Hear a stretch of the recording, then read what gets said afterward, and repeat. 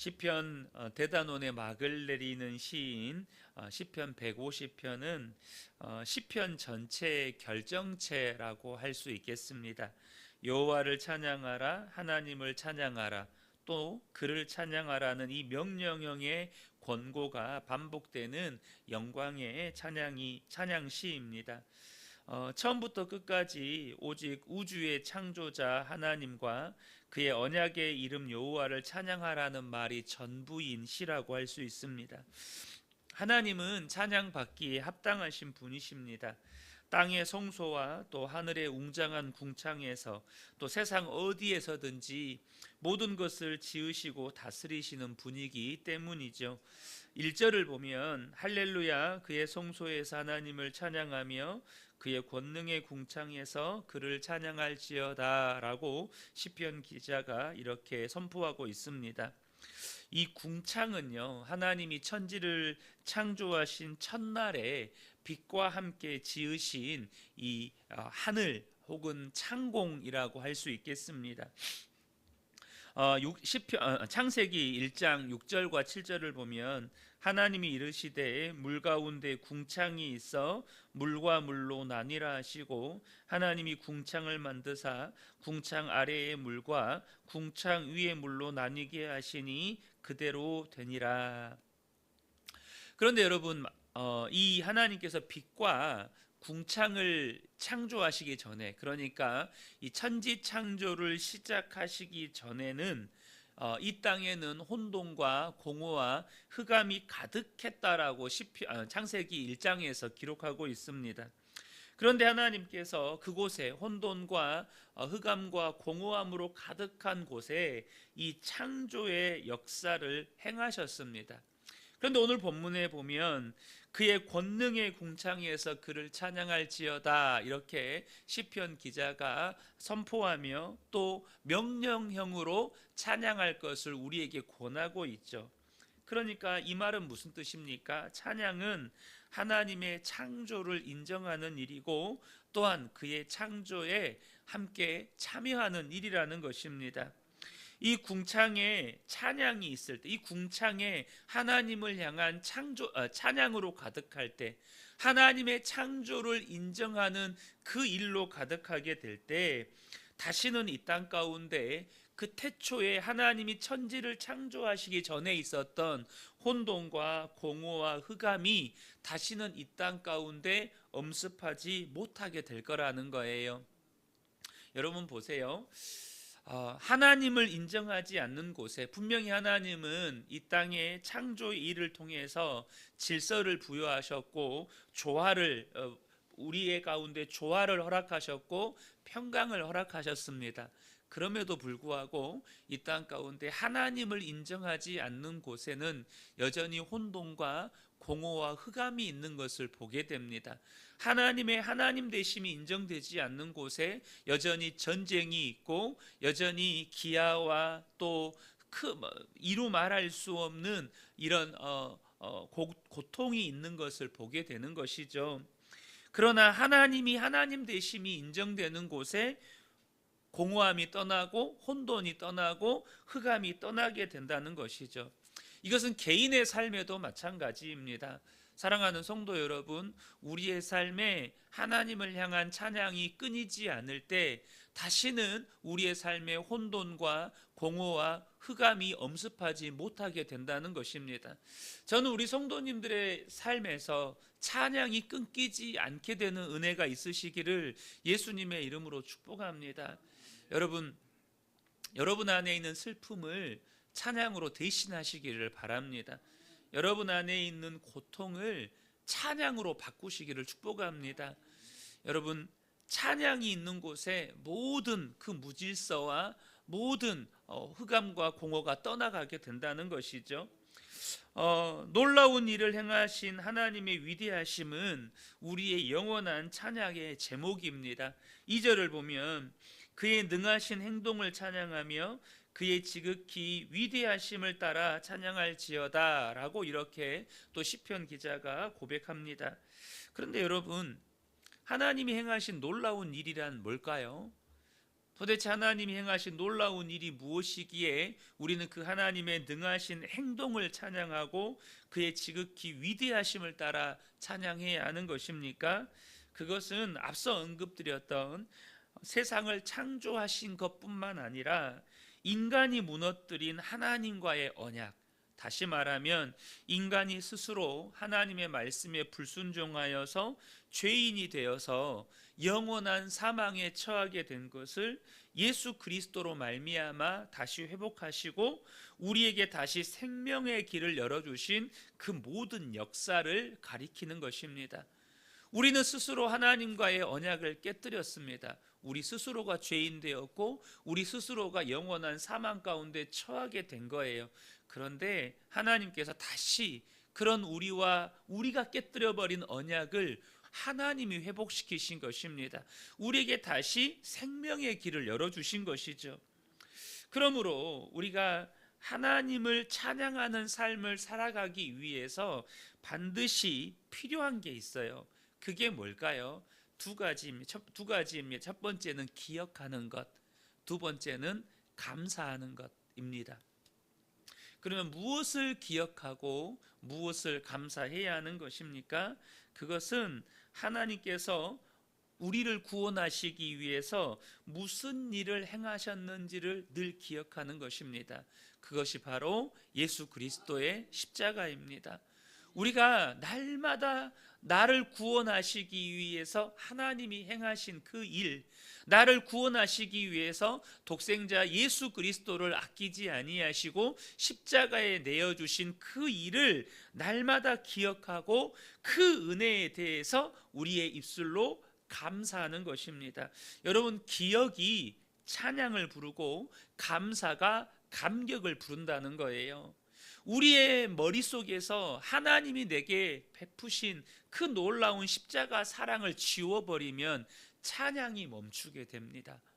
찬양이 멈추게 돼요. 그리고 감사가 우리의 입술에서 떠나가게 됩니다. 그럼 감사가 떠나간 자리에 뭐가 채워질까요? 원망과 불평과 분노와 짜증이 채워지게 되는 것입니다. 그러니까 여러분, 저와 여러분의 입술 가운데 내가 나도 모르게 막 짜증이 있고 혹은 나도 모르게 감사가 불평이 있고, 그럼 뭘 생각해야 되는 것입니까? 내가 지금 하나님께서 나를 구원하시기 위해 베푸신 그 놀라운 은혜와 사랑을 기억하지 않고 있구나. 그 은혜에 대해서 내가 감사를 잊어먹고 있구나. 이것을 저와 여러분이 기억하셔야 된다는 거예요. 하나님께서 여호수아에게 이스라엘 백성들을 이끌고 요단강을 건너게 하신 후에 명령하신 게 있습니다. 여호수아 4장 3절을 보면 그들에게 명령하여 이르기를 요단 가운데 제사장들의 발이 굳게 선 그곳에서 돌 12를 택하여 그것을 가져다가 오늘 밤 너희가 유숙할 그곳에 두게 하라 하시니라. 뭘 명령하셨습니까? 그들이 요단강을 건널 수 있었던 이 제사장들이 여호와의 법궤를 짊어지고 강 한복판에 섰잖아요. 그 제사장들이 섰던 그곳에서 각 지파별로 돌을 한 개씩 취하여서 그것을 자기들이 유숙하는 곳에다 두어서 그것을 길갈에다가 탑을 쌓게 만드셨습니다. 왜 하나님께서 그 돌들을 가지고 와서 탑을 쌓게 하셨을까요? 여호수아 4장 6절 7절을 보면 이것이 너희 중에 표징이 되리라. 후일에 너희 자손들이 물어 이르되 이 돌들은 무슨 뜻이냐 하거든 그들에게 이르기를 요단물이 여호와의 언약궤 앞에서 끊어졌나니 곧 언약궤가 요단을 건널 때에 요단물이 끊어졌으므로 이 돌들이 이스라엘 자손에게 영원히 기념이 되리라 하라 하니라. 영원히 기념이 된다라는 말이 뭐죠? 그 돌을 볼 때마다 하나님께서 그들을 출애굽시킨 그들의 조상들, 구원하신 그들을 가나안 땅으로 인도하여 들이시기 위해서 하나님이 무슨 일을 행하셨는지, 바로 요단물이 끊어지게 하여서 그들로 하여금 마른 땅을 밟고 이 가나안 땅 안에 들어가게 하신 그 은혜를 기억하게 하는 것이었습니다. 사랑하는 성도 여러분, 하나님께서 나를 구원하시기 위해서 어떤 일을 행하셨는지를 기억할 때 우리의 입술에서 찬양이 멈추지 않게 되는 것입니다. 그것을 기억할 때, 그 은혜에 대해서 우리가 감사할 때 우리에게서는 감격이 떠나지 않게 되는 것입니다. 여러분, 찬양도요, 그냥 부르는 찬양이 있고요, 감격 가운데 부르는 찬양이 있습니다. 여러분, 그렇지 않나요? 다 같이 찬양을 부른다고 해서 다 똑같은 찬양이 아니에요. 앵무새처럼 그냥 가사와 멜로디를 읊조리는 찬양이 있고요, 하나님께서 나에게 베푸신 은혜에 감격해서 부르는 찬양이 있어요. 그 어느 것이 진짜 찬양이겠습니까? 그러므로 저와 여러분이 날마다 십자가를 바라보고 하나님이 내게 베푸신 은혜를 기억하고 감사하는 일이 필요하다는 거예요. 그래야만 우리의 입술에서 진정한 찬양이 나오게 되는 것입니다. 그런데 우리 하나님은 우리의 목소리뿐만 아니라 온갖 악기들로 드리는 찬양을 받기에 또한 합당하신 분이시라는 거예요. 3절부터 5절을 보면 온갖 악기를 동원해서 하나님을 찬양하라고 이 시편 기자가 권하고 있습니다. 그런데 우리가 이렇게 다양한 악기까지 동원해서 하나님을 찬양해야 하는 이유가 무엇일까요? 과거 한때 한국 교회는 이 현대 악기에 대한 거부감 때문에 예배에 현대 악기가 들어오는 것에 대해서 반대하는 목소리가 있었습니다. 그래서 보수적인 교단에서는 이 통기타 치는 것조차도 교회 안에서 이렇게 못하게 했었던 그런 시절이 있었죠. 지금도 예배가 콘서트처럼 되어져 가고 또 가사가 이 인본주의적인 요소를 담는 가사들이 많아서 이런 현대의 예배를 비판하시는 목사님들도 참 많습니다. 저도 현대의 많은 예배곡들을 들어보면 예배의 가사가 이게 좀 인본주의적인 요소가 참 많다.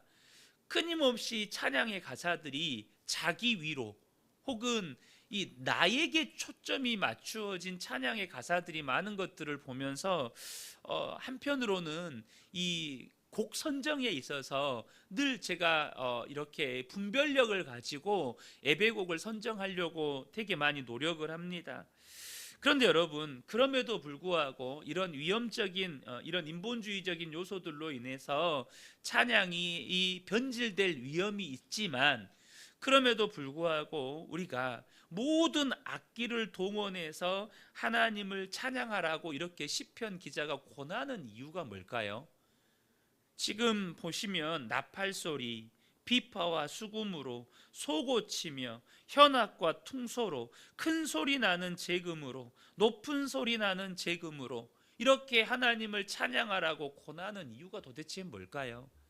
그 이유는 뭐냐면, 찬양은 단지 우리가 노래나 혹은 그 앞에 구약에서는 이렇게 제단 앞에 엎드렸잖아요. 그런 엎드리는 어떤 행위만이 아니고 온 몸과 마음과 뜻을 다해서 우리의 정성을 다해서 하나님께 예배드려야 하기 때문입니다. 사랑하는 성도 여러분, 우리 어렸을 때 초등학교 때 뭐 이렇게 트라이앵글, 캐스터네츠, 탬버린 이런 악기 몇 가지 하는 것 빼고는 별로 다룰 줄 아는 악기가 없잖아요. 사실 뭐 리코더 부르던 기억 나십니까? 우리는 그런 악기들 조금 다뤄본 것 외에는 별로 악기를 다룰 줄 몰라요. 그럼에도 불구하고 본문에서는 온갖 악기를 동원해서 하나님을 찬양하래요. 그것은 마음 다해서 하나님 찬양하라는 것입니다. 온 뜻을 다해서 주님을 찬양하라는 것입니다. 내가 비록 악기는 다룰 줄 몰라도 내 마음은 하나님께 드릴 수 있잖아요. 내 삶은 하나님께 드릴 수 있잖아요. 여러분, 이 예배에 이렇게 나와서 함께 예배 드리는 것 정말 귀한 일입니다.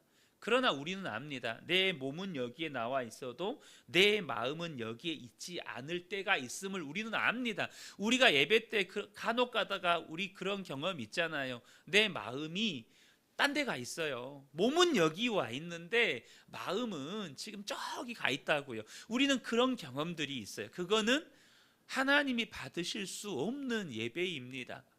하나님이 받으실 수 없는 예배예요. 몸은 이곳에 왔지만 마음은 딴 데 가 있거든요. 근데 지금 하나님은 몸만 드리지 말고 네 온 마음으로 하나님을 예배하라는 거예요. 분명히 여러분, 우리가 예배의 장소에 우리의 몸을 들여서 예배해야 합니다. 그러면 몸이 왔다면 우리 마음도 여기 와 있어야 되는 거예요. 마음도 하나님을 향해 있어야 되는 거예요. 그래야 하나님이 받으시기에 합당한 예배가 되어질 수 있다는 것이죠. 이 새벽에 함께 예배드리는 우리 모든 성도 여러분, 우리 성도님들의 예배가 정말로 하나님이 받으시기에 합당한 예배 되기를 예수님의 이름으로 축복합니다. 그래서 하나님이 내게 베푸신 그 놀라운 은혜를 기억하고 감격 가운데 날마다 우리의 입술에서 찬양이 끊이지 않는 복된 분들 되시기를 예수님의 이름으로 축복합니다.